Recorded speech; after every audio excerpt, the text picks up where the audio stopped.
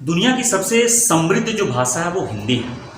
हिंदी एक महासागर है जिसमें दुनिया के सारी भाषाओं से कुछ न कुछ आकर के नदियों की तरह से हमारी हिंदी में समाहित हुए। शब्दों का भंडार है। अब इसी की वजह से एक गलतियां हमसे होती चली आई आज तक कि हम बहुत सारे शब्दों को हम लोग ना जाने किस अर्थ में प्रयोग कर देते हैं और हम जानते नहीं हैं, क्योंकि दूसरे के शब्दों को सुन करके हम लोग पले बड़े होते हैं और हमें लगता है कि वो सही है, इसीलिए हम में भी उसमें कभी गलतियां नहीं नजर आती हैं। लेकिन जब हिंदी को समझने की बात जब आएगी, जब हिंदी को आप एक एक शब्दों के अर्थ जब समझना शुरू करेंगे हिंदी में, तो लगेगा कि एक एक शब्दों का कितना शानदार और खूबसूरत सा इसका मतलब है। ऐसे ही दो शब्दों की बात अगर मैं करूं, शंका और आशंका, हम लोग या ज्यादातर लोग एक ही अर्थ में इसका प्रयोग कर लेते हैं। जब कोई बात शक के दायरे में आ जाती है, मुझे लगता है कि ये हो रहा है कि नहीं हो रहा है, तो हम लोग शंका शब्द का प्रयोग कर देते हैं, आशंका शब्द का प्रयोग कर देते हैं।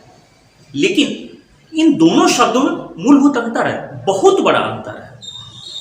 एक ही अर्थ में इन दोनों शब्दों का प्रयोग किसी कीमत पे नहीं हो पाएगा, लेकिन अगर उसके फर्क को जानने की कोशिश कीजिएगा तो एक लाइन का फर्क है और बड़ी आसानी से आप समझ सकते हैं। फर्क यह है कि हम जाने उसको।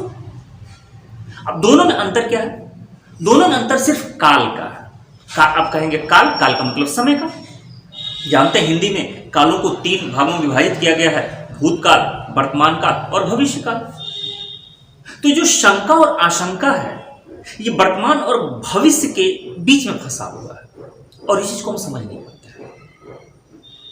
तो दोनों में फर्क सिर्फ इतना ही है कि जब आप वर्तमान समय में जो इस वक्त चल रहा है, प्रेजेंट टाइम की बात करें, अगर यहां पर आपको किसी भी चीज का होने ना होने, कोई बात हो रही है, आपको उसमें लग रहा है कि नहीं यार ऐसे नहीं, ऐसे हो सकता था या ऐसे हो जाएगा, आपको उसमें शक नजर आ रहा है। कोई कहीं जा रहा था तो आपको लग रहा है यार पहुंचा होगा कि नहीं पहुंचा होगा, तो ये वर्तमान की बात मैं कर रहा हूं, तो इसे शंका कहते हैं।